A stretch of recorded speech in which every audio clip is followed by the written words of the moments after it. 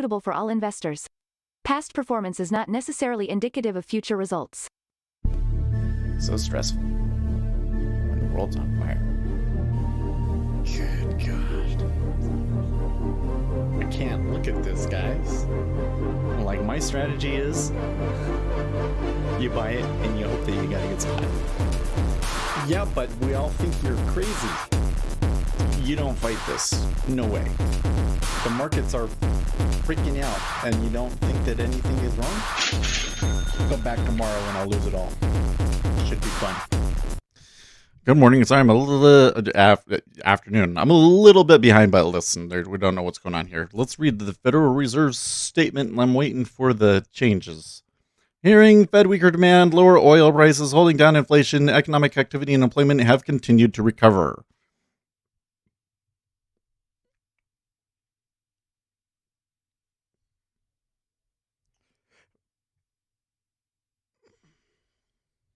Here it is.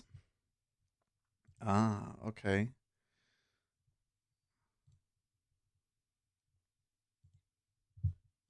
So they have removed that employment has picked up in recent months and says continues to recover. Financial conditions remain accommodative, and then this whole thing about who voted against it and stuff was removed. So that, like, literally nothing changed. Literally nothing changed. I don't think this is good for the market, but okay.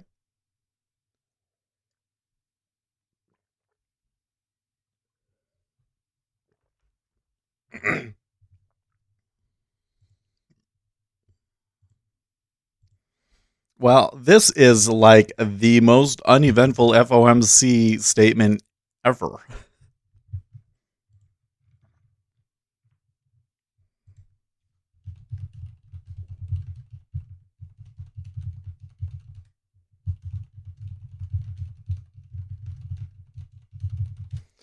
Hello, Jonathan. How are you? Yeah, I don't know, man. I mean, I'm kind of favoring the short side here, but they're moving up for whatever reason. But you know what? I think robots might be getting triggered off of here, reading off of, but they don't realize that nothing changed. Like, literally, nothing changed. We'll show you here. Bring it up here. Okay.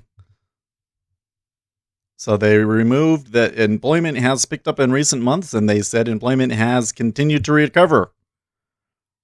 Weaker demand and earlier declines on oil. So the only thing that's really changed is that they've acknowledged that oil prices have been kind of not been moving up. And that financial conditions remain accommodative. And that's it. That's it.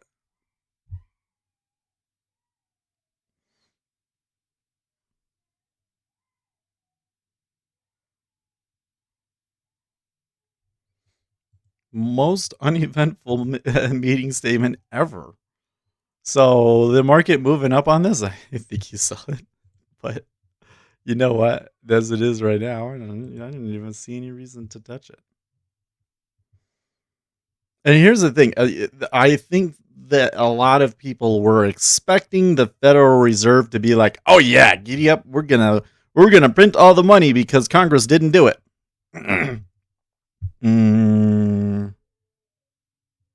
Oh yeah, I should probably show you the screen. Should probably show you the screen. The election will be won and lost in the courts, they say. Vote was unanimous.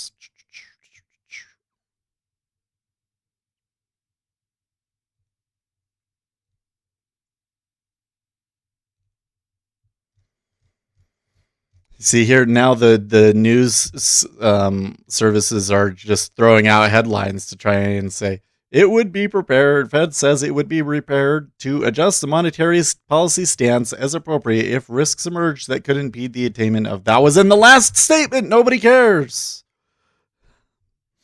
Obviously, the 100 or so orders of you that just bought their care, but you got suckered. What do you think? We do get a press conference at the bottom of the hour, right? So we'll sit and watch this for 30 minutes. Then maybe we get some fireworks in the press conference. It's going to be a very interesting one with the election and all that going on. And what do you ask him? Let's see here. No filing. So there's this whole thing about the Donald Trump vote canvas certifier people have not been allowed in to review the vote count process. And they have sued for access, and they're still not being given access. Which is like, what? And so then people were saying, no, it's been challenged at the Supreme Court. And now we're seeing that, no, actually it has not been. They haven't even filed anything yet. Oh, boy.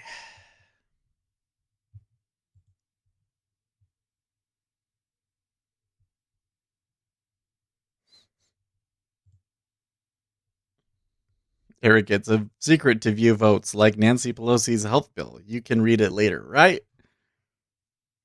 You will know the result when we're done. Kind of like here's the thing that makes me mad about it. Granted, let's just remember how we feel about it. That won't affect the outcome, okay? But this is what makes me mad about it, is that in Pennsylvania, the law is that if the ballot is not received by 8 o'clock on election night, then it's not a valid ballot. They have been collecting and counting them anyways and want to include them anyways. But the way that the law goes in is states that if this is not followed, if they do count ballots after that 8 p.m. deadline, then all mail-in ballots are null and void. So if they follow the law as it is written, I don't think that they would, but if the Supreme Court follows the law as it is written, then all of those votes would be null. Can you believe that? I think that the court will say, well, you can't disenfranchise people that voted legitimately, and so the ones that were received on time should still be counted. But man. And so the thing is that Donald Trump's going to be able to get them to rescind. I'm pretty confident that a certain number of ballots will be taken out. And the majority of those will be for Biden. And there's the chance that Donald Trump wins Pennsylvania anyways. All three of these states, Georgia, Pennsylvania, and Arizona, there's a chance that he's going to win them all. Even though the betting markets don't think that he stands a chance. That's going to be weird. Can you imagine? So if Donald Trump wins this, because there was some betting markets already paid out. Isn't that crazy? Well, I can dream, right? Come on. I don't know. I don't think people think that Pennsylvania is actually going to go to Trump. I think that's why everybody thinks that Biden's going to win, but we'll see. Okay, so we had a little bit of a move. Equity markets trying to move up and now coming back, and same with the treasuries, and that kind of all looks like a head fake. There was no real reason for this to move because it was literally the most uneventful FOMC statement I've ever seen. They literally didn't change a single thing. All they did was anything that had to do with like the current, they just changed it to it continues to be this way. And that was it. That was all they changed. A lot of these ballots are from us veterans. People need to just let the process take place and go about their lives. Well, we can't, T-Bone, though. If we worry enough about it, maybe Trump will win or something. We can't let them steal the election without being really pissed off about it at the very least. I shouldn't joke around about it like that because I know that for some people, like, it's a really big deal, and it totally should be a big deal. But you just realize that this is a cognitive bias, right? Like, these campaigns have lawyers, right? Good lawyers. They're doing you think that Donald Trump isn't doing everything that he can to uncover any election fraud that they possibly can and push it in the courts? What happens. Nothing you can do about it at this point. The point for you to do your job was over on election night. Okay? If you didn't get enough of your friends out, if you didn't argue with people enough or whatever, then that's your own fault. Now all you can do is watch. Enjoy watching. It can be fun. It really can be fun if you're just not stressed out about it. I'm independent. I just laugh at both sides. Politics isn't in my vocabulary. I love watching the theater. Oh. What was Eric saying here? My friend is a computer guru. He looked up dead people, registered who voted on a short-term search in Wisconsin. He touched it about how about oh yeah, I've seen a lot of people saying that they've been looking up their dead relatives and stuff and seen that they had voted. Yeah. I'm sure there's going to be a lot of instances of that. It kind of makes you wonder, like, where is this country going when that many people out there really think that it's okay to commit election fraud, you know? That's really demented. Well, I'm so tempted to click in on it, but I'm sitting here and I'm like, no, there's nothing really happening. This is just a trap. I could make a tick off of this. Otherwise, this just a trap. And look at that, the front running that big order.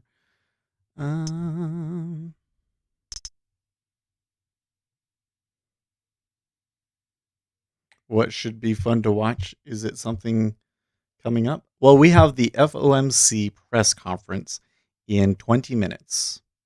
So we just had the statement. I was a little bit late. Now I'm sitting there like, okay, I was a little bit late, but now what are we going to do? We can just chat. It's just us. You and me and 14 other people. Have fun. Where is the FBI police to watch the court? People from Venezuela, Cuba, socialist communist areas not want to come here to get that. I don't know, man. The Trump poll watchers not being allowed to come in and watch the canvassing is insane levels of like, how is that happening? They're not allowing them in. I was just watching this video of a guy where he was saying, I'm asking you now to let these guys in, and you say that we're not allowed to have too many people in here because of coronavirus. Then let's take out 15 Democrats so that 15 Republicans can be in, and so that it will be equal. But you can't just completely exclude the Republicans out there. And then they like cover the windows up so that you can't look through the windows. Like, what the hell? Why would you do that unless you were trying to do something? I can't imagine how you're on national television and everything and you do that sort of a thing. What is this person thinking? Well, I'm seeing some institutional activity here in the evening now in the past 3 minutes. It's kind of clicking it back and forth, though. I don't know if he's actually doing anything to it. That's interesting.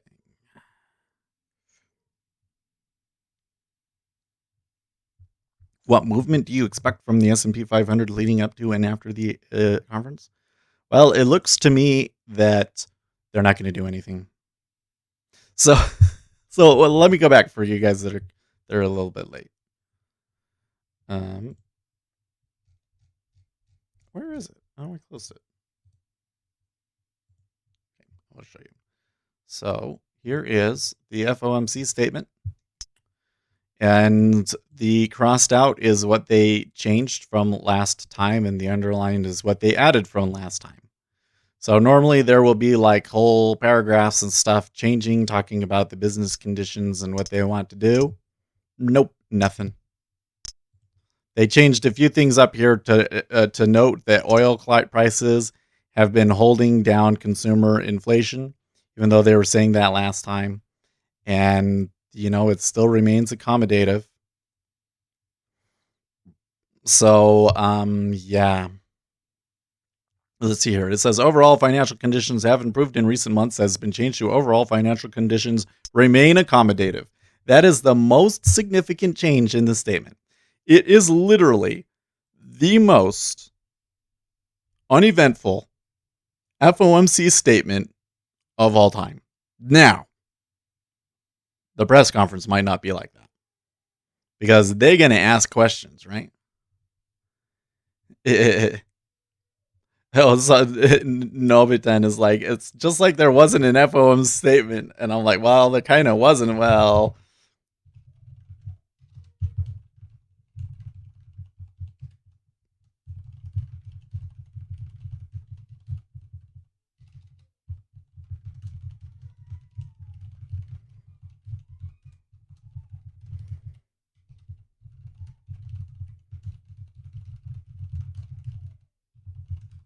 maybe at the press conference there will be fireworks.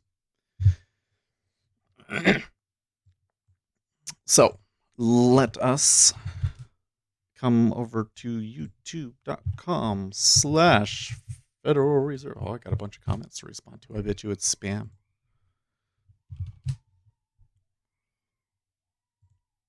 Shall we see? Yep, there's some spam.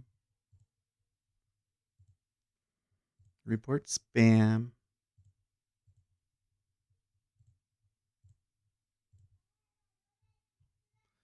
All right, there's more spam. Oh, look, they already removed that one.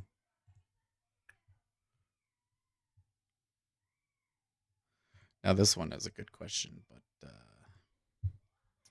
any computer will do with the specs that we talk about. Cool. Press conference. Man, could you hear that?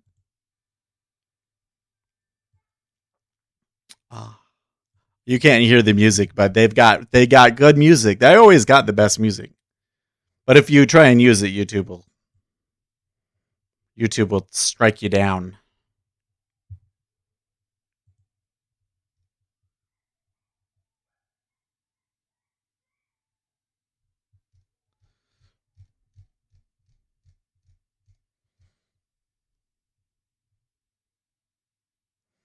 Joe Biden has arrived in downtown Wilmington, Delaware for a meeting of campaign advisors, according to pool reporters. In Pennsylvania, with 92% of estimated vote tallied so far, Trump has 50.2% and Biden has 48.5% of the vote, says Edison Research, with 8% remaining. So what does Biden have to make up and how much is left?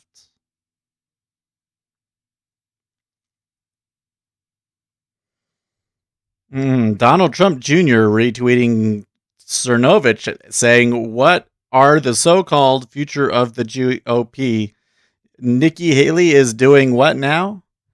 Donald Trump Jr., this is an important point. Everyone should be watching who is actually fighting this flagrant nonsense and who is sitting on the sidelines. Republicans have been weak for decades, which has allowed the left to do these things. Let's end that trend once and for all. What can you do? There's something that I could do, I would do it, but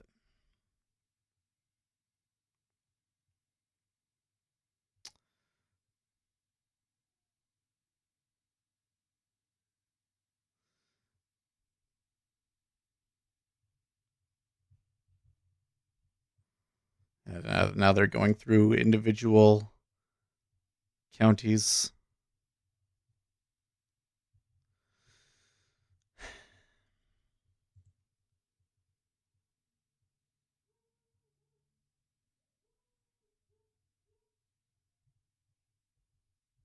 Oh, see this one that they're playing right now. This is my favorite one. This is my favorite one.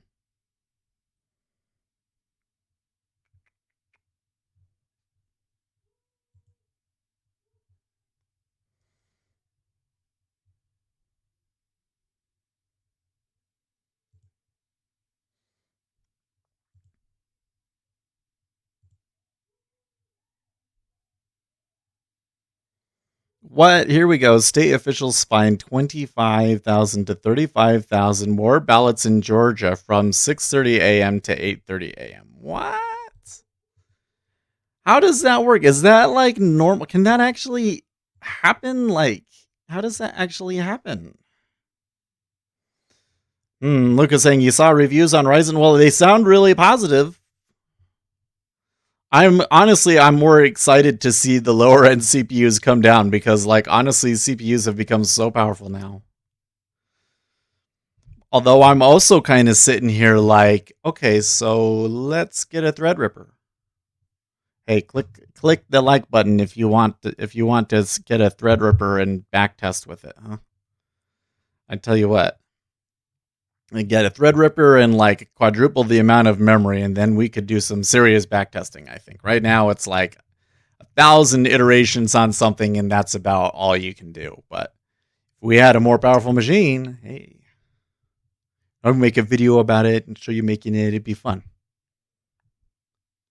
No, okay, that's fine. We don't need to get a Threadripper. It's fine. They're coming down a little bit there. There was a little bit of a slip.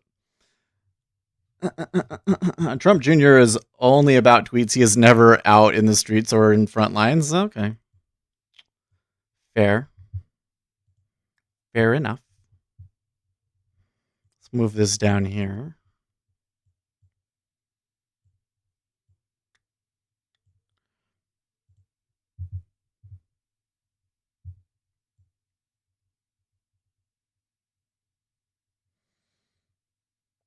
They're not imposing felonies. These people are getting away with felonies. A little jail therapy is in order. Yeah, I don't know, dude. I wonder why that is. Maybe they want to cause panic among so much uncertainty. I don't know. The covering up the windows. They covered the windows up after those crazy people were banging on the windows yelling, "Stop the count." Well, listen, if they just allowed the GOP canvassers in there, then there wouldn't have been an issue. Right? But you're right. I've seen so many. There's been somebody has this list out there on the Donald of like every uh, suspected vote fraud, and it is an extensive list, guy. Oh man, it is an extensive list. I'm sure they'll go through all of it.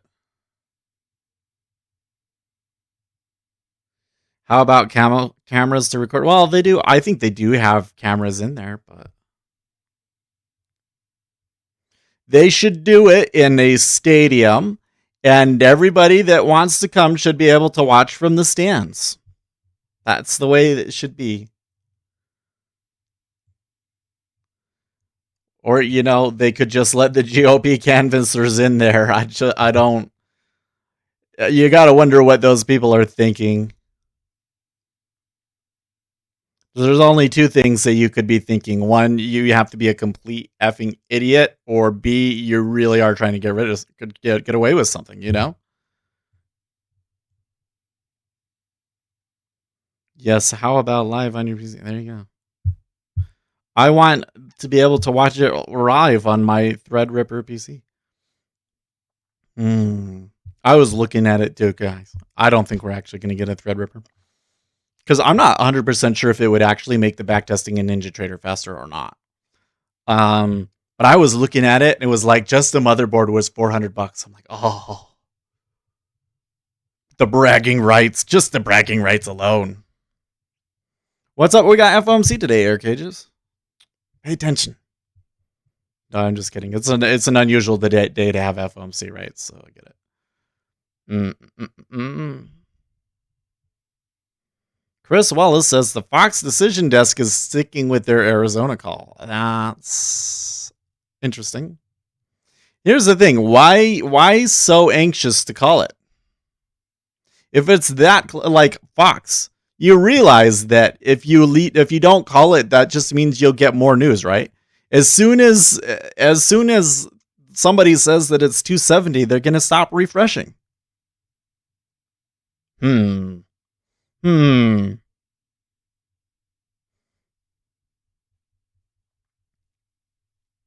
7 deaths in Utah off of coronavirus today.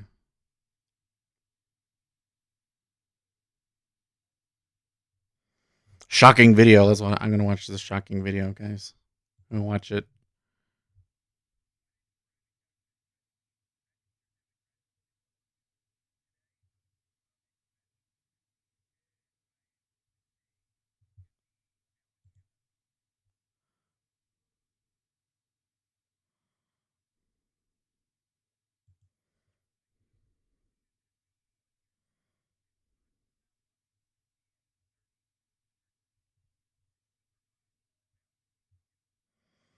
Um,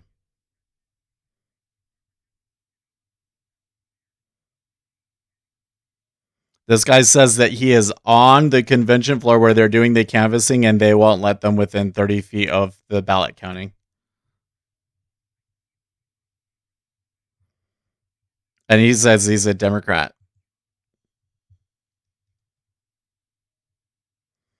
Interesting.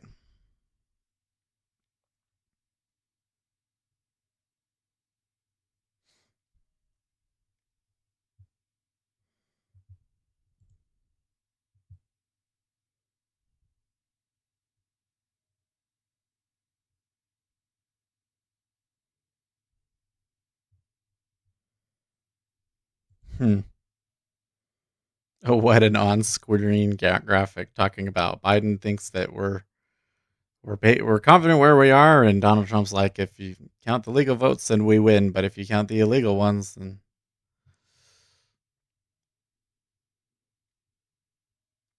does that mother have a sister? What are you talking about?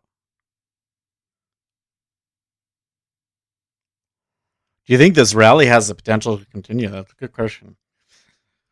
So I think that the main component that we've been getting has been the decline in volatility. So there was a really an insane amount of options put on out there because of the contested election scenario. It's interesting to note that we're getting the contested election scenario and people are taking their volatility off anyways. I would suspect that some people want to push it up to make it seem like that the market is okay with a Joe Biden presidency. So here's the thing is that when it's a really, really big, complicated issue that the market is dealing with, everybody wants to say that it's like, okay, the thing comes out and then what you see in the market reflects all of the current. That's total bullshit. Okay. It takes weeks for people to figure this stuff out. It takes weeks, months. I don't think that you really know what the end result of a Joe Biden presidency is until like a month after he's been president. You know what I mean?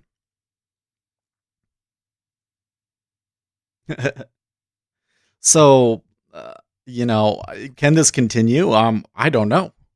I'm a little skeptical about it. I feel like that okay, yeah, like the move up that works, but like can it actually continue? I can't like just straight up get in here. But there are going to be some problems because there's still a lot of money on the sidelines. So like uh you kind of have this really strange issue where the valuations are too high, but there are people that are underinvested. I don't know. But then we're also experiencing like a retail bubble, so well, we'll see.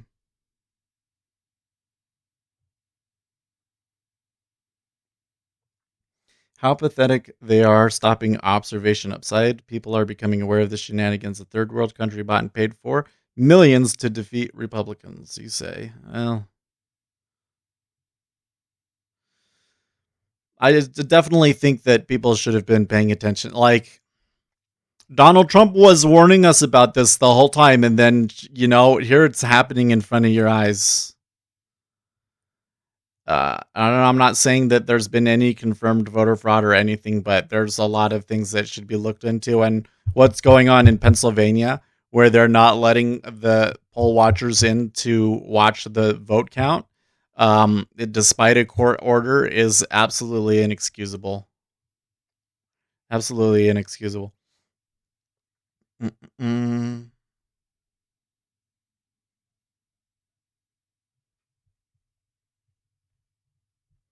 How can there be? I thought that Georgia said that they would be done by noon.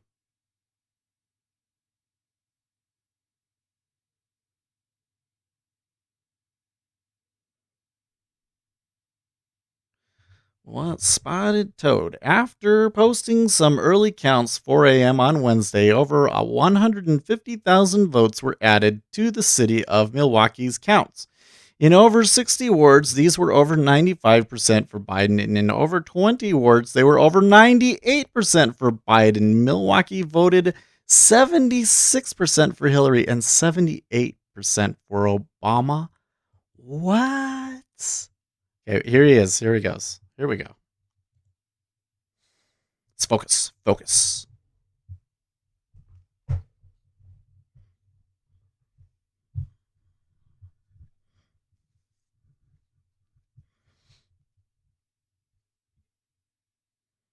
Somebody needs to fix his mic gain. Oh yes, let's turn him on. Lasting damage to the economy. Today, my colleagues on the Federal Open Market Committee and I reaffirmed our commitment to support the economy in this challenging time. Turn him up all the way. Economic activity continued to recover from its depressed second quarter level. The reopening of the economy. There we go. That's better. Rapid rebound in activity. I hope I didn't bust your eardrums there. Rate of 33% in the third quarter. In recent months, however, the pace of improvement has moderated. Household spending on goods, especially durable goods, has been strong and has moved above its pre-pandemic level. In contrast, spending on services remains low, largely due to ongoing weakness in sectors that typically require people to gather closely, including travel and hospitality. The overall rebound in household spending owes in part to federal stimulus payments and expanded unemployment benefits, which provided essential support to many families and individuals. The housing sector has fully recovered from the downturn, supported in part by low mortgage interest rates. Business investment has also picked up. Even so, overall economic activity remains well below its level before the pandemic, and the path ahead remains highly uncertain. In the labor market, roughly half of the 22 million jobs that were lost in March and April have been regained, as many people were able to return to work. As with overall economic activity, the pace of improvement Me make side money pulling up falsified voter the documents. unemployment rate declined over the past 5 months, but remained elevated. I think that some people are just dishonest. As of September. Sure, you're going to find hundreds of examples of people being dishonest in a country of 600 million people. The economic downturn has not fallen equally on all Americans. Sorry, 600 billion. And those least able to shoulder the burden have been hardest hit. In particular, the high level of joblessness has been especially severe for lower wage workers in the services sector, for women, and for African Americans. 300 million. In a country of 300 million people, I think you're going to find a couple hundred dishonest people. And created great uncertainty about the future. The pandemic has also left a significant imprint on inflation. Following large declines in the spring, consumer prices picked up over the summer, in part reflecting a rise in durable goods prices. However, for those sectors that have been most affected by the pandemic, prices remain particularly soft. Overall, on a 12-month basis, inflation remains below our 2% longer-run objective. You're saying inflation's too low. As we have emphasized throughout the pandemic, the outlook for the economy is extraordinarily uncertain and will depend in large part on the success of efforts to keep the virus in check. The recent rise in new COVID-19 cases, both here in the United States and abroad, is particularly concerning. All of us have a role to play in our nation's response to the pandemic. Following the advice of public health professionals to keep appropriate social distances and to wear masks in public will help get the economy back to full strength. A full economic recovery is unlikely until people are confident that it's safe to re-engage in a broad range of activities. The Federal Reserve's response to this crisis has been guided by our mandate to promote maximum employment and stable prices for the American people, along with our responsibilities to promote the stability of the financial system. As noted, getting a little bit of movement. Goals in monetary policy strategy, we view maximum employment as a broad-based and inclusive goal.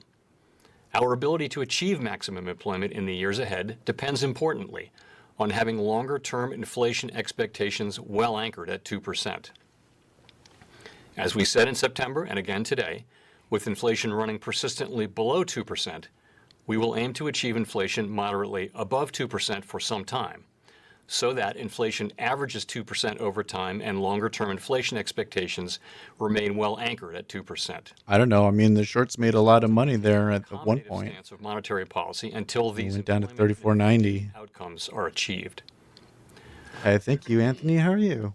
With I was regard to wondering when interest you were rates, going to we show up. continue to expect that it will be appropriate Everybody wants to show me that Bitcoin is doing well today. target range for the federal funds rate until labor market conditions have reached It is doing well. with the committee's assessments of maximum employment and, Will they make it to 20K? That's the and question. is on track to moderately exceed 2% for some time. In addition, over coming months, we will continue to increase our holdings of Treasury securities and agency mortgage-backed securities, at least at the current pace. These At asset least at the purchases current are pace. intended to sustain smooth market functioning and help foster accommodative financial conditions, thereby supporting the flow of credit to households and businesses. At this meeting, my colleagues and I discussed our asset purchases and the role they are playing in supporting the recovery. At the current pace, our holdings of securities are rising at a substantial rate of $120 billion per month, $80 billion per month of treasuries, and $40 billion per month of agency MBS. We believe these purchases, along with the very large purchases made to preserve financial stability in the depths of the crisis, have materially eased financial conditions and are providing substantial support to the economy. Looking ahead, we will continue to monitor developments and assess how our ongoing asset purchases can best support our maximum employment and price stability objectives, as well as market functioning and financial stability. The Federal Reserve has also been taking broad and forceful actions to more directly support the flow of credit in the economy for households, for businesses large and small, and for state and local governments. Preserving the flow of credit is essential for mitigating damage to the economy and promoting a robust recovery. Many of our programs rely on emergency lending powers that require the support of the Treasury Department and are available only in very unusual circumstances. He's not talking in English for me. These programs serve as a backstop to key credit markets and have helped to restore the flow of credit from private lenders through normal channels. We have deployed these lending powers to an unprecedented extent, enabled in large part Well, by thank you so much, backing and Anthony. support from Congress and the Treasury. I don't want to talk over. I'll talk over him for a second. You know what? I have my comments on my Patreon, so I guess you can look at that. But you know, the seasonality is really in favor of Bitcoin, and as long as risk sentiment is positive, like it is here in the market today, I think that Bitcoin could probably continue to go up. But from a valuation perspective, they are very overdone. So when that ends, and it will end, I'm very concerned for where price will go from there. To repay may not be the answer. In these cases, direct fiscal support may be needed. Elected officials have the power to tax and spend and to make decisions about where we as a society should direct our collective resources. The fiscal policy actions that have been taken thus far have made a critical difference to families, businesses, and communities across the country. Even so, the current economic downturn is the most severe in our lifetimes. It will take a while to get back to the levels of economic activity and employment that prevailed at the beginning of this year. And it may take continued support from both monetary and fiscal policy. Wait for the questions. Usually not that much movement off of his I'd like to statement. mention a couple of changes that we plan on making to our summary of economic projections beginning in December. First, we will release the entire package of SEP materials at the same time that the FOMC statement comes out. That's cool. Previously, some of these materials were released 3 weeks after the meeting as part of the minutes. That's a big This change. will make more information available at the time of our policy announcements, including the distributions of forecasts and how participants judge the uncertainty and risks that attend their projections. Interesting. Second, Isn't that the we'll add Beige two book? new graphs that show how the balance of participants' assessments of uncertainty and risks have evolved over time. These changes to the SEP will provide a timely perspective on the risks and uncertainties that surround the modal or baseline projections, thereby highlighting some of the risk management considerations that are relevant for monetary policy. That's really To cool. conclude, That we makes me understand that excited. our actions affect communities, families, and businesses across the country. Everything we do is in service to our public mission. We are committed to using our full range of tools to support the economy and to help assure that the recovery from this difficult period will be as robust as possible. Thank you. I look forward to your questions. Okay. The Zoom call, everybody from their house. Hi, Chair Powell. It's Rachel Siegel from the Washington Post. Thanks very much for taking my question. I'm wondering if you can speak specifically about what indicators you're seeing that suggest the pace of improvement has moderated, including in the labor market, and how correlated those indicators are to the recent rise in COVID cases that we've seen going into flu season. Man, she couldn't have made a more boring question. Of course, let's start with February. In February, we had an economy that was performing well. Then the pandemic hit, and we had a record decline in activity in March and April. And then we had a record bounce back in May and June. And so, as I think would have been expected and was expected, the pace of improvement from May and June has now moderated. So it's not unexpected. Mm-hmm. And I think if you look at just about anything, for example, the payroll readings, the payroll job gains in May and June were just outsized. And they're certainly see Tubin in the corner. The pace of improvement has moderated. That's the case for all. Here's the thing in the labor force, in the labor market rather. Another would be claims. Just about all the data showed a big bounce back, but then, as you would expect, when you sort of had a lot of people going back to work at once, the pace. Why is it always crooked? You see that? Same thing with economic activity. Most forecasts call you see that? There's the shape of his tie. A significant growth in the fourth quarter. But why is his tie like that? 3% annualized pace that we had in the third quarter. So in a sense, that would be as expected. Why is your tie crooked? We have been concerned. You can do better. Do a full knot. Are prevalent now, which are really the risk. Tie it a little neater. It's a nice tie. I like it. Matches his suit. They got the really colorful background on their balance sheet, and that they've clearly put some thought into this. Up to the present, really get Yellen to help you. Growth, continued expansion, but at a gradually moderating pace. Janet need to tie it around her neck first, and then she can put it on you. Associated Press. Okay. Could you talk a little bit about where you think the stimulus package that is being debated in Congress is, and how severe a threat that could be to the economy? He's going to talk about that. I don't know if that's a good thing. So it is, obviously, it's for Congress to decide the timing, size, and components of further fiscal support for the economy. And I will say that the support provided by the CARES Act was absolutely essential in supporting the recovery that we've seen so far, which has generally exceeded expectations. And I do think it's likely that further support is likely to be needed for monetary policy and fiscal policy. I just mentioned the two risks that I think we face, and those would be well addressed. That's all it takes for you guys to rally, huh? Spread of the virus, and the other is the lapsing of the CARES Act benefits and the savings on people's balance sheets that will dwindle. But I think it's breaking news. Powell still thinks we need stimulus. For Congress, exactly what they should do, or what the timing of it should be, or what the size of it should be, and leave it at that. That was market moving stuff, folks. That's how bored they are. Thanks, Chair Powell. Nick Timoros at the Wall Street Journal. To follow on, Nick, your audio is shit. We've been saying since April that more is needed on the fiscal policy front, and yet we don't seem to be that much closer than we were in the spring or the summer to additional spending. Two questions. You have a nice background. I mean, he has pictures in the background. I guess that's nice. To provide additional accommodation. And he clearly thought about having a nice background behind him, but he didn't think to have good audio. Guys, audio, most important. Policy to support growth is diminished here given the low level of short and long-term rates. Thank you.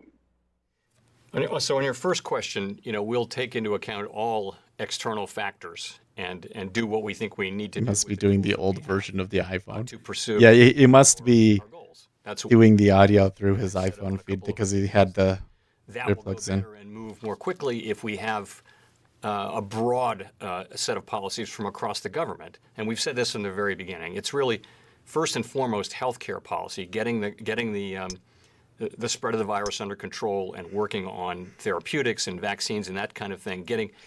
Those are absolutely critical to the economy now. Those are important as well as health policies. Babylon B tweets, Florida recount wraps up. Al Gore declared president. To replace lost incomes for people who are out of work through no fault of their own. And then what we can do is we can obviously support financial stability through our lending programs.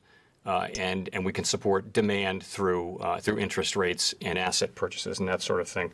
So we're going to take the economy as it comes, including all external factors. So I think all of us lived through the experience of the years after the global financial crisis, and for a number of years there in the middle of the recovery. Fiscal policy was pretty tight, and I think I just would say that I think we'll have a stronger recovery if we can just get at least some more fiscal support when it's appropriate. When it's appropriate and the size Congress thinks it's appropriate. I do think that will likely.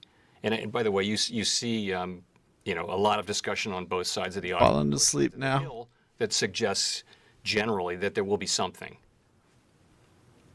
Mm-hmm. Steve Leisman, CNBC.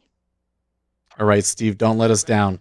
Mr. Chairman, also to follow up on sort of what Nick was talking about, two questions. Ooh, look, he's got a blue television in his background. If the market is functioning better, as you and other Fed officials have said, and QE right now is designed for smooth market functioning, why haven't you reduced QE that you're doing if the market is functioning better already? The second question I have is, good for the broader economy would additional QE do at this point, given that interest rates are already low and don't seem to be rising even above 1%?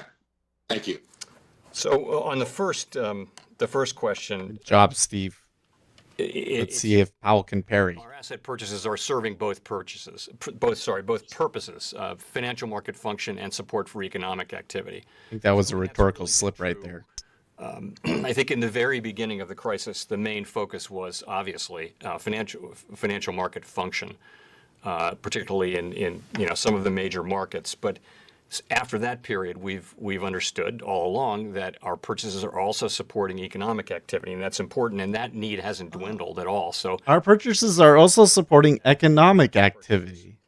So in terms of what they can do, first, so Chairman Powell just admitted that they really are pumping the markets, providing strong support. So finally you admit it. Thank you.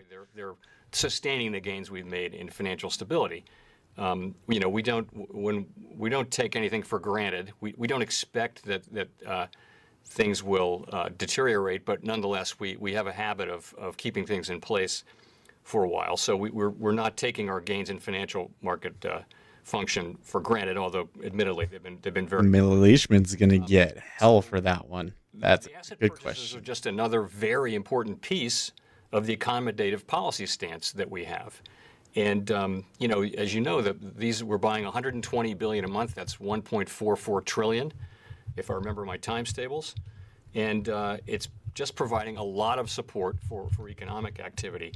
And by the way, removing just about the same amount of duration risk from private hands as QE3 did. So this is a big program, and it's doing a lot of good. And we also today, we had a full discussion of the options around quantitative easing, not quantitative easing, the asset purchase program. And, we understand the ways in which we can adjust the parameters of it to deliver more accommodation if it turns out to be appropriate. Right now, we think that this very large, effective program is delivering about the right amount of accommodation and support for the markets. Well, he thinks this is about right. He thinks that's about right. So the market should continue to go up because they're still pumping money in, huh? Hi, Chair Powell. First, it's great to see you're okay and healthy. Chair Powell, what is the risk that we come out of this with lower productivity, weaker labor force attachment, slower growth, and important for your tools, Chair Powell, a cycle of lower real interest rates? And if you think this type of scarring is a risk, then I'm wondering what's stopping the Federal Reserve from having a more explicit dialogue with Congress about the particular I'm having types an of fiscal earthquake. support we might need to avoid this outcome, to make sure that you push away from the zero boundary, or that the economy does, I'll be right back. when we exit this? Thanks. Thank you. So you laid out nicely the risks of damage to the supply side of the economy, or scarring, as you put it. And we've been talking about those since the very beginning of the pandemic. The risk is that, for example, people are out of the labor force for an extended period of time. They lose their attachment to the labor force. And it's harder to get back. Your skills atrophy. It's harder to get back in. And the record is, if you don't get back in fairly quickly, it can be harder to get back in. And that holds down the whole economy. And by the way, it also it places enormous burdens on individuals who may have this happen to them at an important stage in their career. So it's important. And so that is one of the reasons why our response My wife was so didn't feel strong that and was so urgent definitely at the an beginning, and earthquake. why we've called this set of risks out. I don't know how we could be much more vocal about it than we have been. Fortunately, for the economic recovery has exceeded certainly the downside cases that we were very concerned about, and even exceeded the baseline expectations. Now, that's so far.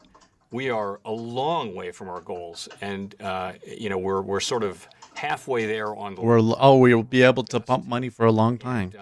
And there are parts of the economy where it's going to be hard until there's a vaccine. The parts of the economy. So, that's the supply side damage. That's sort of the third thing that we talk about. The first, at the beginning, it was to provide relief and comfort. The second part was to provide support to the expansion when it came, and the third was to avoid longer run damage to the economy. And that's all of these things. I think we have been vocal. We'll try to continue to do that. And that goes to keeping this episode as short as it can be and avoiding unnecessary business bankruptcies, unnecessary household bankruptcies, and unnecessary long-term stays of unemployment, or supporting people through them so that they can maintain their financial footing in their lives and be able to go back to work in a productive way. It's very important that Al just said something really controversial that people are going to be talking about for trying months to do now. everything we can to minimize that threat. Because he's basically admitting that they're continuing to pump money into the system to push the stock market up. Like, that, he straight up said it now, finally. Like, he's denied it so many times now. And then he said that it was basically like admitting it. Look like, and whether you anticipate any consequences if they are not extended. Yes, thanks. So first, let me say we do think that the facilities have generally served their purposes well, particularly in supporting the flow of credit, particularly acting as backstops to private markets. So overall, we think that the programs have gone well. In terms of the extension, we are just now turning to that question. We've had a lot of things to work our way through. Right now, we're just in the process of turning to that question and have, of course, not made any decisions. And in terms of the process, this is a decision that, of course, we have to make and will make jointly with the Treasury Department. Democrats Thank are you. blocking David Gura? international observers from honoring bank accounts. IMF's chief economist, Geeta Gopinath, wrote a piece this week in which she said unequivocally we're in a global liquidity trap, and talked about the limits of monetary policy right now. She said fiscal policy will need to be the main game in town, and it's been a busy week. I don't know if you were able to pick up the pink paper and read that piece, but she does say 97% of advanced economies have rates below 1%, and I just wonder if you'd agree with her in principle that we are in a global liquidity trap, and what the consequences of that would be. We've talked a lot about fiscal policy here domestically, and she talks about the need for sort of a global cohesive approach to fiscal policy. My second question is, you talk about how you follow the epidemiology. You're looking at the course of this virus, and I wanted to ask you about how you look at the course of Christine Lagarde laying out what the ECB plans to do. As you lent an ear to what she had to say, the dire warnings that she was making. This question is way too long. That Europe's in. What can you and your colleagues learn about the second wave or the third wave? Media needs to learn to ask questions. Okay, thanks. So two questions. Oh, man. I take the sense of Apparently, your first question to be the is right whether has the found power or the ammo logo for election No, fraud. I don't think that. I think that we are strongly committed to using these powerful tools that we have to support the economy Yeah, I have it up there right during there. this difficult time. For as That's long the as- symbol for election fraud from now on, guys. And we do not doubt the power of the things that we've already done or the things that we may do in the future. I do think there's more that can be done. And I also think if you look at the stock of assets that we've bought, if you look at the facilities and the way we've been able to keep accommodative financial conditions accommodative, I think we've been able to do a lot of things that are providing very strong support for the economy, and we're gonna keep at that. We've said from the very beginning, though, that this is particular situation we find ourselves in is one where there is a sudden loss of income on the part of millions and tens of millions of people. It's not so much a typical recession where demand weakens, the Fed cuts interest rates stimulate demand, and the economy recovers. It's a sudden shock where tens of millions of people are out of work, and the fiscal response was frankly, I think, very good and very robust. News Squawk's response to that is, Powell says monetary policy is not out of ammo, except the ammo is now Nerf As good bullets. as it's been so far. So I do think fiscal policy is absolutely essential here. Stimulating aggregate demand is one thing, but where there's a part of the economy, Now I want a picture of be resistant. Chairman Powell, You need fiscal policy, and of course you need healthcare the policy. Nerf gun. I didn't see Madame Lagarde's comments this morning, but I took the sense of that question to be the spread of the disease in Europe, and what do we think about that? Yeah. So as I mentioned in my opening remarks, it's a concern. We have a widespread spike in cases across the country, more in some regions than others, and even if we don't have, and I don't expect that we would, government. The Fed should print some proper internet connections to some of the people asking questions so we can hear what they ask clearly. Activities that they had in flying, staying in a hotel, going to restaurants, going to bars, and things like that, that they may pull back in a situation where suddenly the cases are everywhere in your city, your state, your community. So I do think that that's a risk that we have as we go into the fall now and the cases spike. That could weigh on economic activity. One would expect that it would. We thought the same thing, in fairness, about the wave we had this summer in the South and the West, and the economy, seemed to move right through that. This one seems to be larger and more widespread. In any case, it's a risk, is what I would characterize it. I would characterize it as a risk, as I did in my comments. Can I ask a quick follow-up just about the passions of the Fed chairman? We've listened to your rhetoric over the course of this pandemic, and you talked about what the Fed was... Well, his camera looks great. First, you talked about the balance between monetary and fiscal policy. I think in your recent comments and in Governor Brainerd's comments, certainly there's been more passion yet about the need for Congress to do more. I know you're limited in what you can say or the degree to which you'd want to advise Congress, but a simple question. Do you feel that you're being heard? As you look at the prospects for this economy and the potential need for more fiscal policy, do you feel like those who are crafting that policy or could be are listening to you and have a firm grasp of what you're saying about how that might affect or improve the economy going forward? So let me say, in the first instance, our main focus is on doing our job, and that is really what we're focused on, is using the tools that Congress has given us and the assignment they've given us. And I think that is the thing that we think about night and day. I just know from the experience of the last cycle, it helps to have the whole government working on these things, and this one is particularly that way. And I don't want to say whether I feel like I'm being heard or not, but sure, I think there are plenty of people on Capitol Hill who, on both sides of the aisle, on both sides of the hill, who see a need for further fiscal action and understand perfectly why that might be the case. Thank you. Thank you. Edward Lawrence, Fox Business. Okay, that's interesting action there at 28 in the 10-year. For taking the question. So what would cause the Federal Reserve to shift more of its asset purchases towards the long-term securities and treasuries and change the amount of spending there also? And as a second point onto that, if there's no fiscal stimulus package, would that then trigger buying of more long-term assets or change the asset purchases? So I don't really have a specific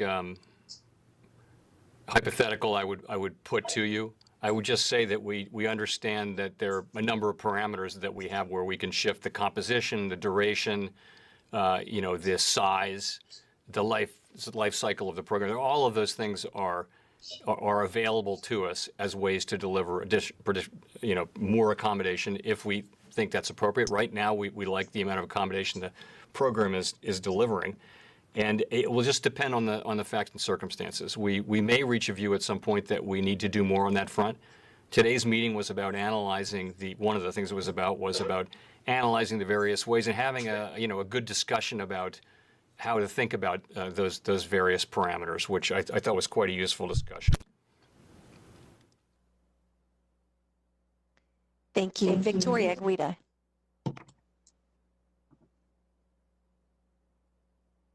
Hi, Chair Powell. Thanks for taking the question.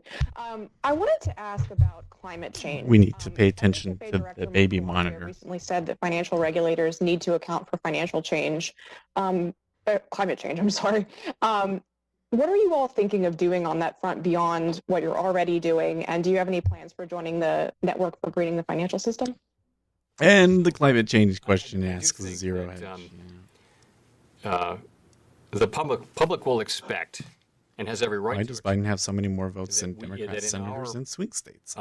Oversight of the financial system, we will account for all material risks and try to protect the economy and the public from those risks. Climate change is one of those risks.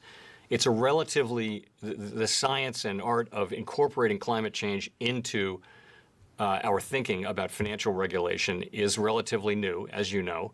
And we are, very actively in the early stages of this, getting up to speed, working with our central bank colleagues and other colleagues around the world to try to think about how this can be part of our framework.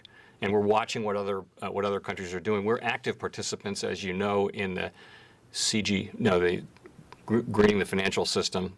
We hadn't actually formally joined, but we're in the working groups, and we're doing all of that. So we're very much working with and monitoring the things other central banks are doing. You hear, there's lots of research going on at the various reserve banks and here at the board in trying to understand this. These tend to be longer-term risks, but of course, the longer term does arrive over time. And, we take it as our obligation to understand these risks and incorporate them into the way we supervise and think about the overall financial system and the economy. Thank you. Howard Schneider, Reuters.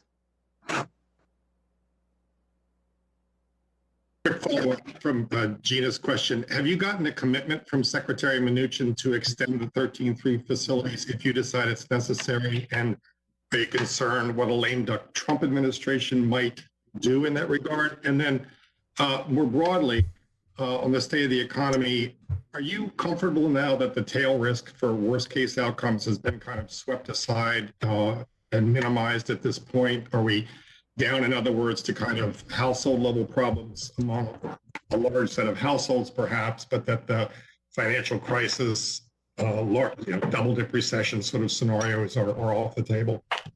So on your first question, we really are just turning to this issue now, and we have not made any decisions. We are just getting started on it, and it's a decision that we'll make jointly with the Treasury Department, and that's really all I can say today. That's all I have for you on that today. In terms of the tail risks, I think clearly the tail risks that we were worried about have subsided. And, we were worried about very negative potential outcomes. And that's what is to be expected of us is to think about how things can go wrong as well as the way things can go right. But we do make policy from a risk management standpoint. We don't just look at the most likely case. We ask, how do you make policy in light of the risks? And often it's downside risks in a situation like this. I would not say that anybody's feeling comfortable about this, though. We've gotten through the first 5-6 months of the expansion better than expected, but we do see in Europe. You look what's happening in Europe. Look what's happening here. Another spike in cases as the cold weather arrives and people. Hey, you know what? I have to do something here, so I'm going to we have to be humble about mute myself. Where we are relative to this disease. It hasn't gone away. Clearly, therapeutics are advancing, research on vaccines are advancing, death rates are way down, hospitalization rates are lower now, but so we're learning. But I mean, we're very far from saying that we think we've got this and eliminated the tail risks. But I think clearly the tail risks have diminished since, at least our perception of them has diminished since earlier in the year. Thank you. Scott Horsley, NPR.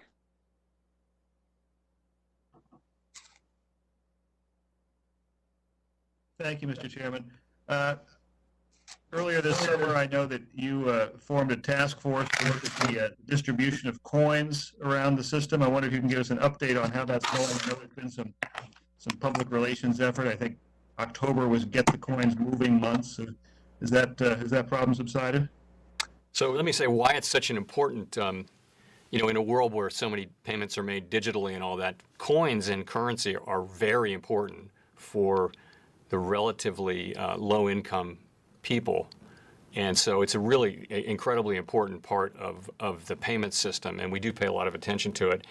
And I actually just caught up this morning with the person who heads that operation here, who says that things have really gotten significantly better on the coin front. So we worked very hard to increase the supply of coins, and even more than that, the distribution of coins around the system, and are happy to say that situation is well on the way to normalizing itself. So very pleased to report that.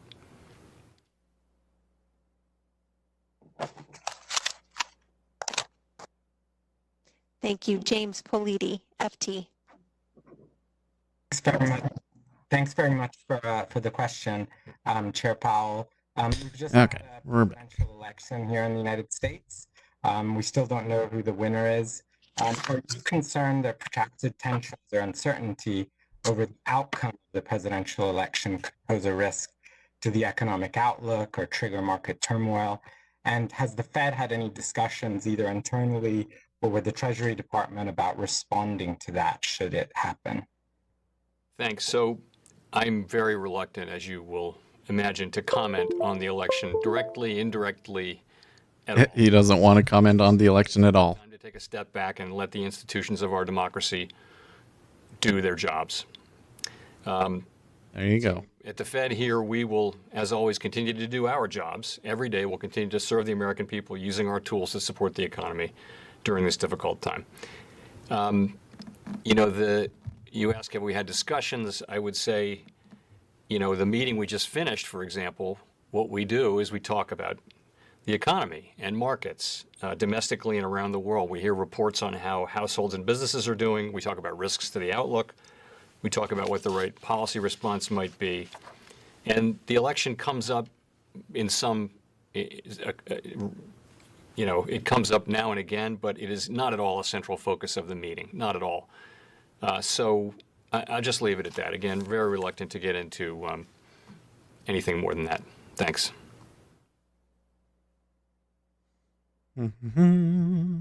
Thank you. Anakin, CNN. Thank you for taking my question.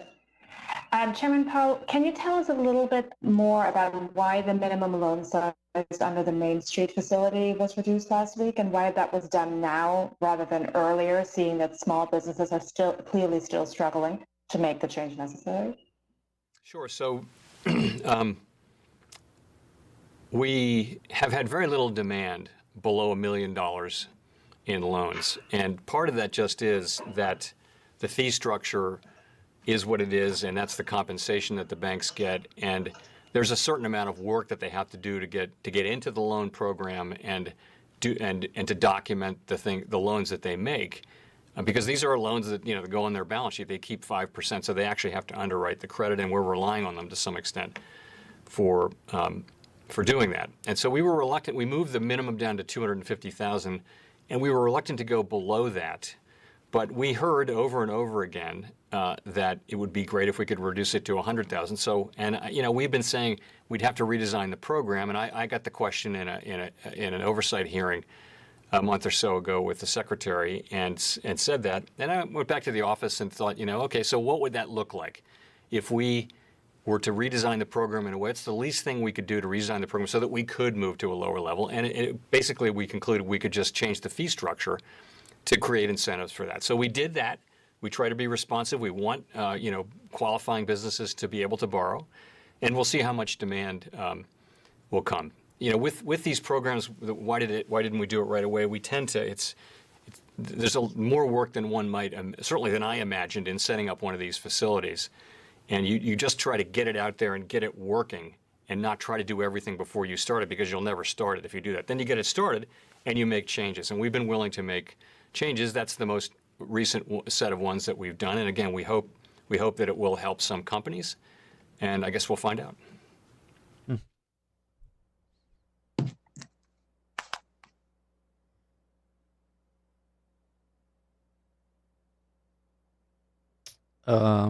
Who's next? Heather. Oh, there we go. Heather Scott this time, right?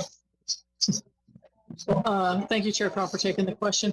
You say that you're not out of ammo. So I'm wondering then, what is the next tool you expect to be able to roll out?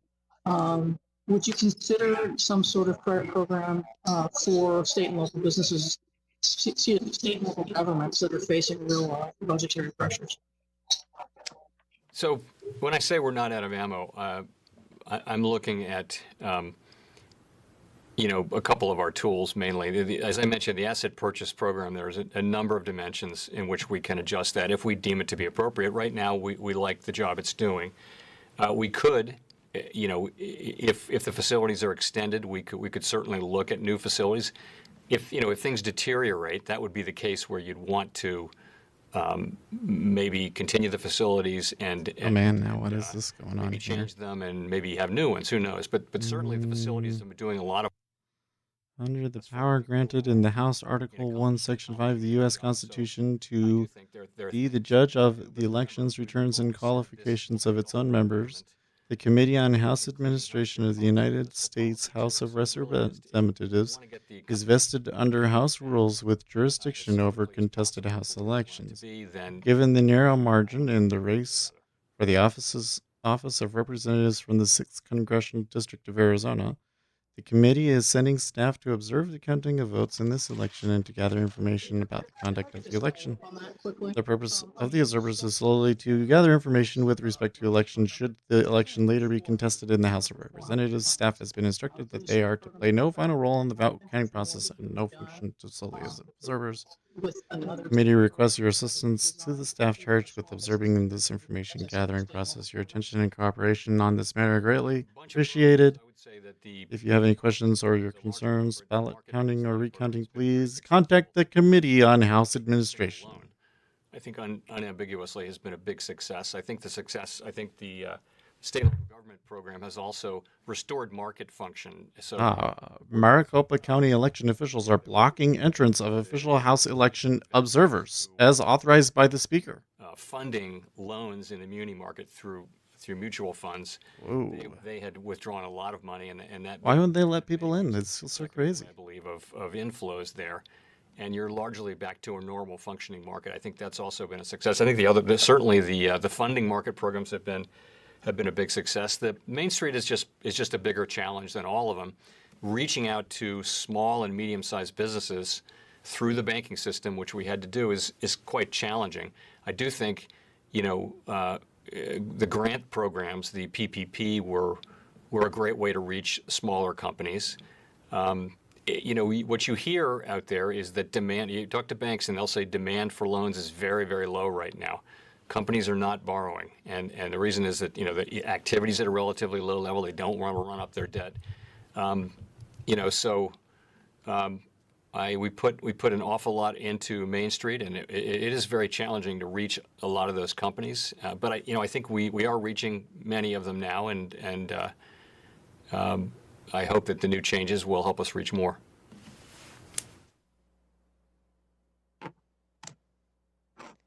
Thank you. Last question to Michael McKee, Bloomberg. Mr. Chairman, there's a small but growing number of people, including some former Fed economists, who say you should find ways to go beyond your mandate to provide additional support. There you go. That's from a real studio. Which in essence would be... He doesn't have a real microphone. Since it hasn't come from Congress.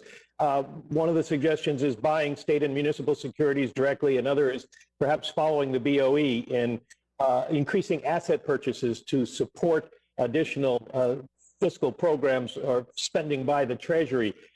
Is there any circumstance under which you would consider those, or those would be justified? How closely are you willing to work with Treasury? You know, so I'm going to take your question literally. And so if the idea is money-financed fiscal policy, that's not something that we would consider. So that what I mean by that is really, you know, the central bank is really funding fiscal activities of the government fairly directly. No, that's not something we would do. We have different jobs. That separation between those jobs is absolutely critical in our system of government. The job of taxation and spending goes to people who have stood for election and been elected, and that's the way it should be. They have to be responsible to the electorate. We have a specific, job to do with a specific set of tools to support maximum employment, stable prices, financial stability, help the payment system, supervise banks, all the things we're assigned to do. But we're not going to get into financing the government. And by the way, when we buy government bonds, it doesn't actually, as you probably know, doesn't change the amount of government debt outstanding. We issue a reserve to purchase a Treasury security, and that's just another form in the consolidated balance sheet of the federal government. That's just another obligation. You change the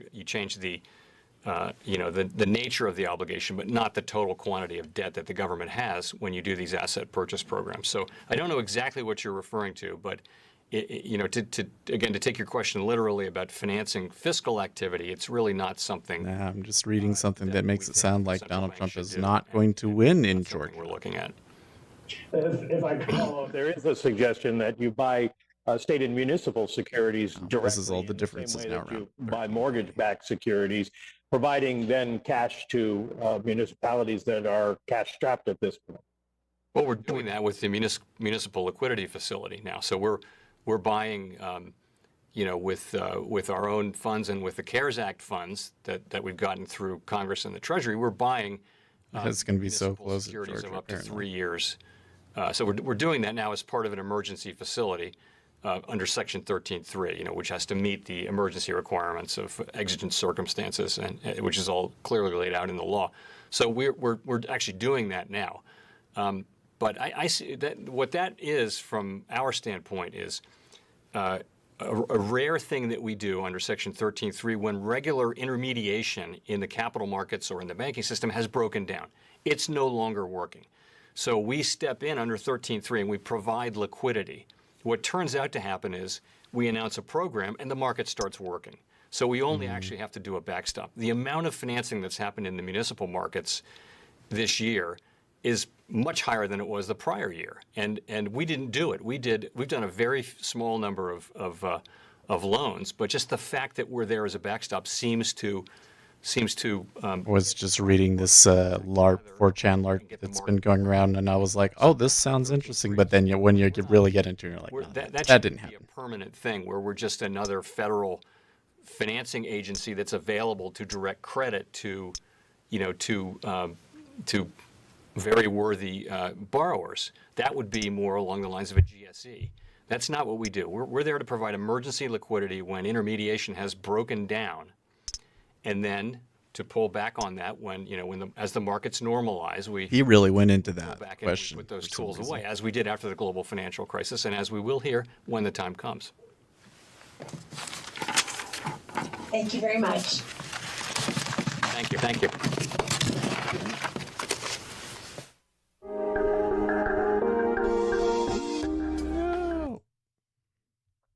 Turn that off. Okay.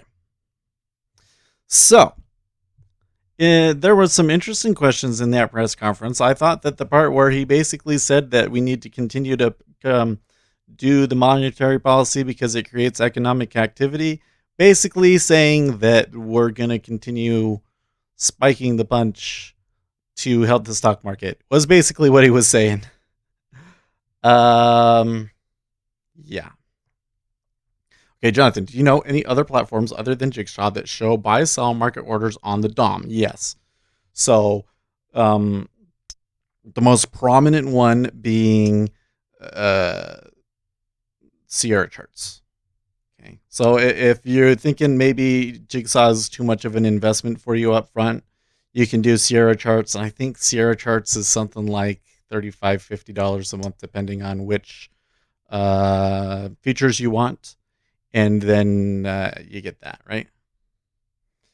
I like Rhythmic Trader Pro. Well, so here's Rhythmic Trader Pro, but I don't think that it has that built into it. Let's see here. Where is it? Order book. And then I say ZN.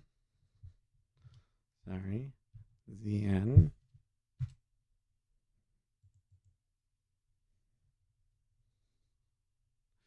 ZN. Search. This is so retarded. Run month for ZN CBOT. Add. Okay. Close that. And you get this. But I don't think that it shows the ones that are actually in.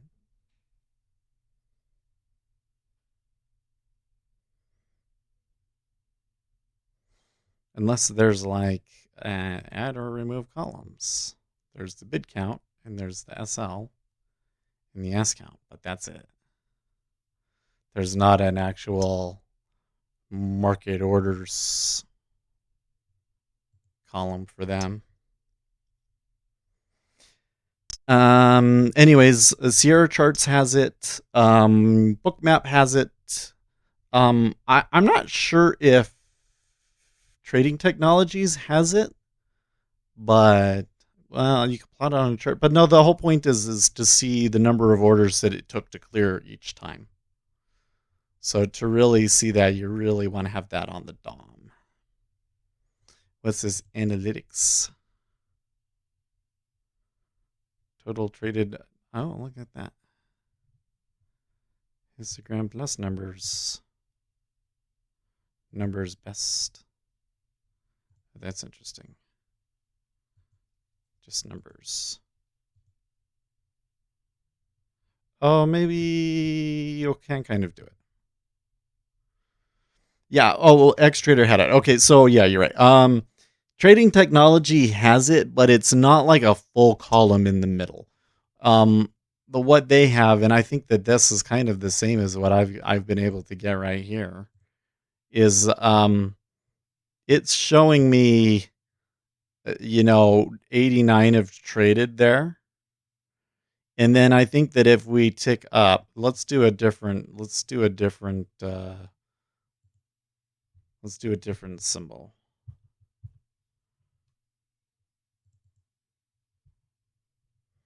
Let's do something that's moving more.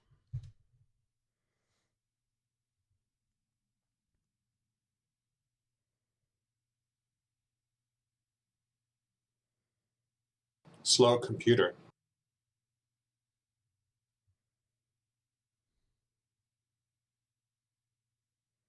Where did that go from?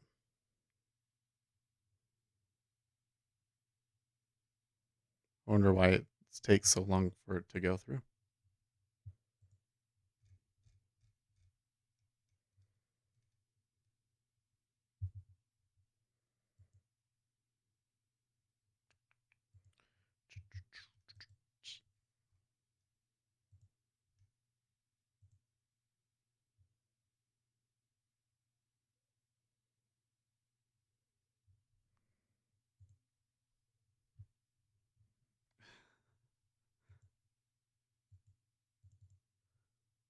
Man, that like killed it. It's really weird.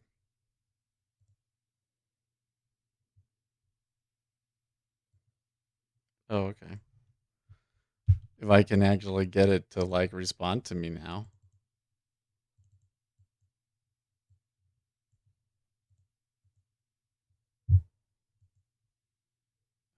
Jeez. the hell was with that? There. Okay. So now I think it will show me 2, 1. No, that's just like the last order bit, I think.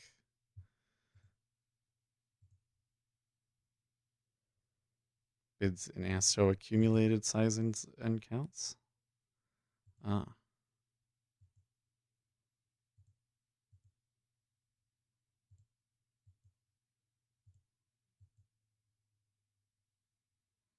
What is the difference between implicit and explicit?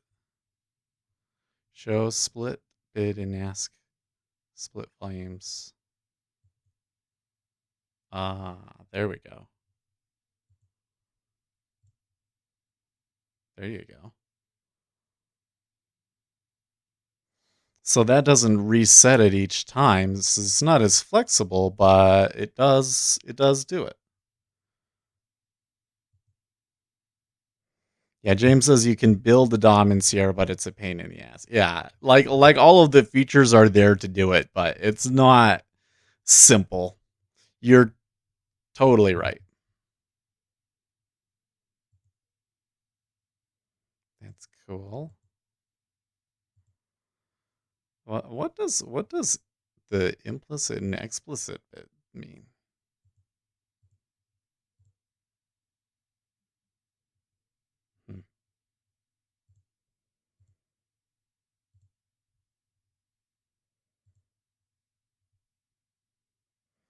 Okay, so it doesn't reset, which I don't like. But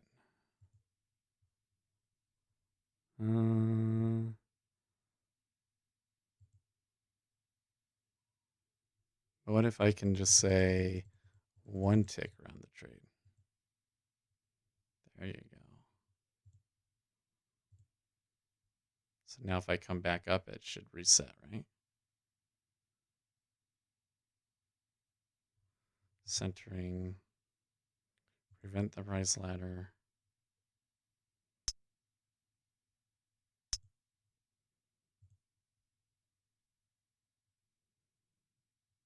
Oh, that's cool. Okay.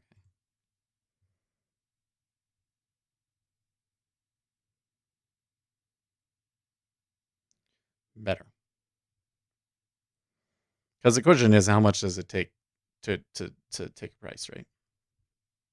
Anyways, in TT, so I'll just show you how they do it here. There's the TT way of doing it that you can duplicate here in Jigsaw. So if you come into, I think it's the volume profile, and you can say show LTQ, I think it is. So see how right there it changes in my volume profile. And then I can kind of see how much it took to trade through. And that's how they do it in trading technology. I think that's a little bit harder to see. I really like the Jigsaw way of doing it, but that's what they got. And yeah, you could technically create it in NinjaTrader, but I can't show you. I'm not allowed to show you that. You have to figure that one out on your own. Yeah. Well, the E-mini has not really gone too fall. They came down to the seller's cost basis, but, with 30 minutes left. I suppose they could try selling out again and go to 34.95, but that would be tough. I feel like there's another one. Is there another one, Vlad, that doesn't? Hey, is there anything else cool in Rhythmic that you could that I might not be aware of? Because I've kind of poked around in it, but I haven't really dug deep into it. I know that there's this thing that's like indexes. and that you can do I don't know. I don't have them, but you can try and trade the difference between the actual index and the symbol itself. Which is kind of weird. Third-party widgets.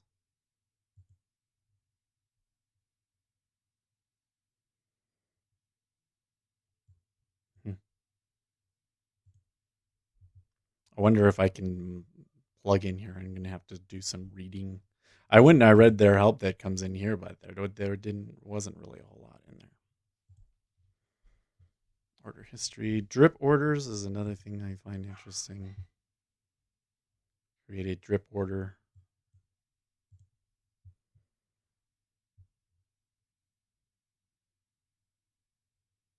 Future options. User-defined option strategies. Equity option strategies. Future strategies. I ain't got no strategy types, so I don't know what that means.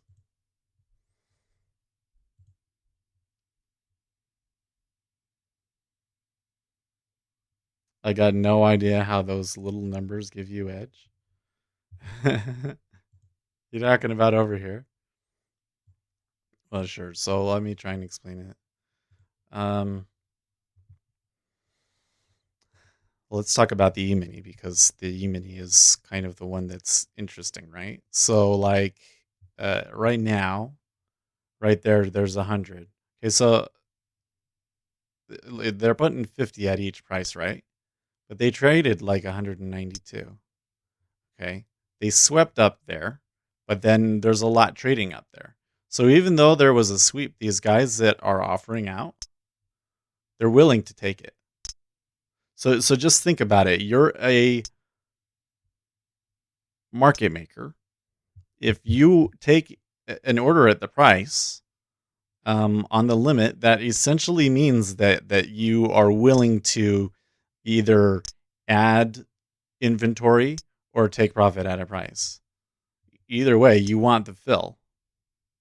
So being able to see what's out there and see that 600 traded there at 35.10, that's significant, right? 300 traded there.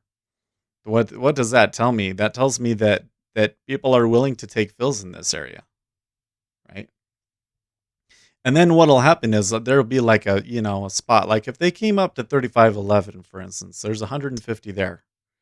And then I see it ticks up 11 on 25 contracts, and it ticks up 35.11 and a quarter, 30 contracts, and a couple of those. So that's like this area up here. See this little area where they came through that. Only 6-8 traded at some of those prices last time that it traded through. What does that tell you? It tells you that the market makers didn't want to hold their liquidity. They pulled their liquidity and moved it somewhere else. And that's what we're trying to determine, is we're trying to determine how willing market makers are to take fills, essentially. So seeing something, just watching it, every once in a while you kind of notice aberrations that kind of tell you stuff. Okay, like right there was a big order at 35.07 and a quarter. And nothing, only 65 traded through it. And what happened? They went goodish. So they had some liquidity there, but for some reason, the market makers all decided to pull there on the sell side. So do I want to buy here? Well, now it's trading a lot right there. So I think no. I want to go to a place where the market makers are really willing to pick it up, but they're not getting hit, right?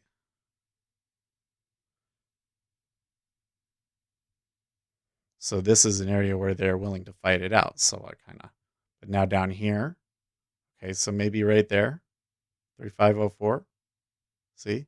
So say we got 35.04 and it's up on us now, then I would want to see volume coming in. Is that what we're getting? No, we're not. So scratch, right? A little bit more. They went through that one a little bit. We should really be paying more attention to this one, huh?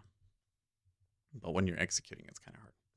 I wish that I could just show that's another feature they really need to add. Okay, so decent. They're willing to do that too. So hold off. And I'm hearing clicks. Clicks means big orders willing to take orders, right? So that's how it can give you edge. And it's kind of one of those things that when you're watching it all the time, it just kind of starts to, your brain just makes the connections and understands that, okay, here's where the liquidity is and it isn't. Now, the thing that you want to be careful about is that it doesn't 100% predict things, right?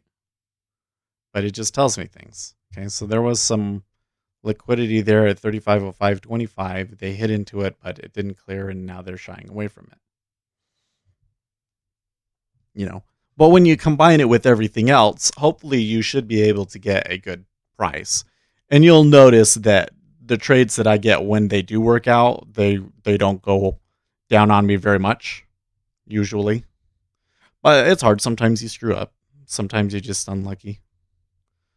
But I think that you can minimize adverse ticks by quite a bit still.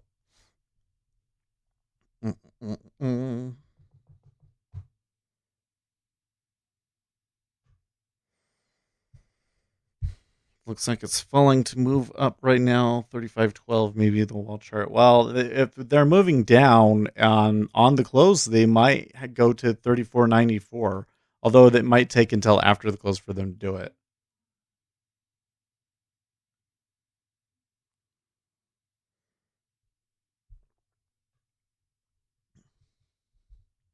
So I'm kind of looking here like price. They're pretty deviated from it. They're not overextended on position.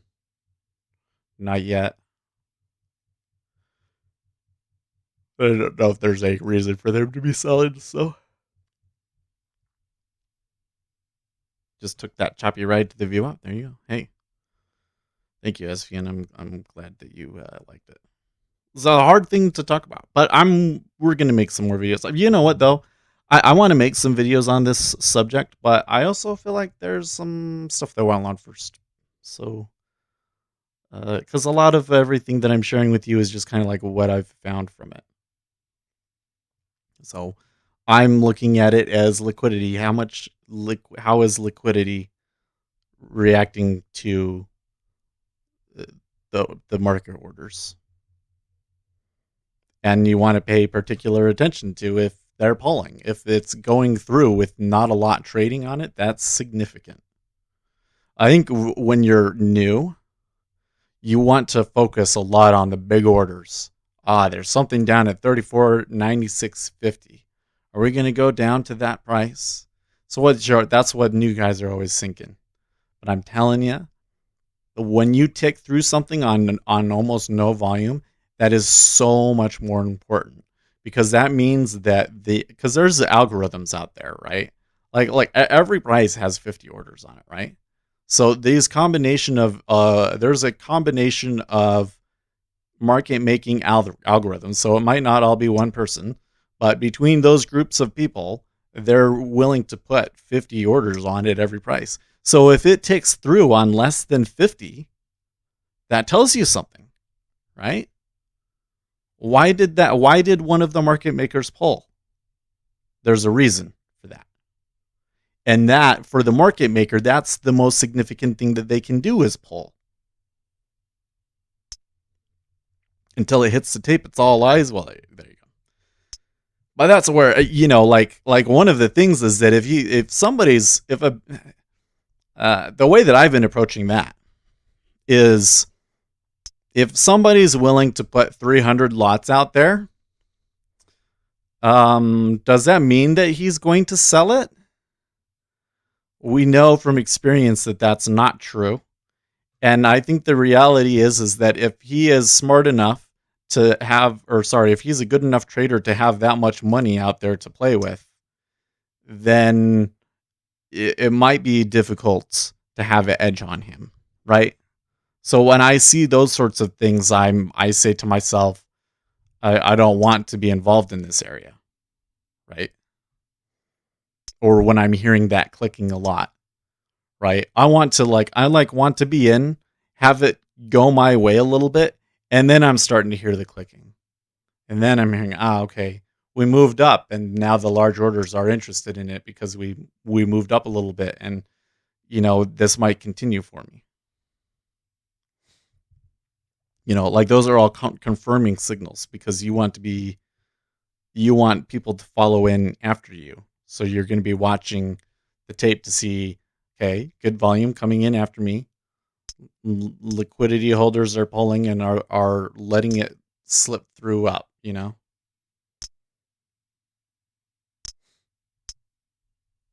until we get to a spot where we're overextended on position and price, and I want to think about getting out.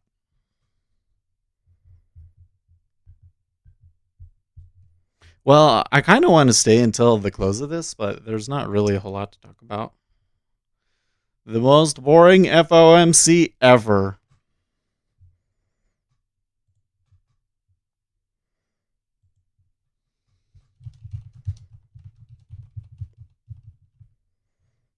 The most uneventful FOMC ever. I thought it was a really boring one, man. They knew, everybody focus on the election, let's not rock the boat. By December, watch out. Huh? Okay, guys. By the way, I don't know if Anthony is still here, but thank you for the chat revenue. That's amazing, $12. Thank you very much. We're going to make a good use of all that. So, I don't know. I feel like I want to do something. It's okay. I need to go lift weights. That's what I got to do. We'll work for another 3 hours and then go lift weights. Okay, guys. I'll see you tomorrow. Now, the non-farms tomorrow, that's going to be huge, I think. Non-farms important. So prepare yourself, all right? Go to bed early. I'll see you guys tomorrow morning. In the meantime, stay profitable.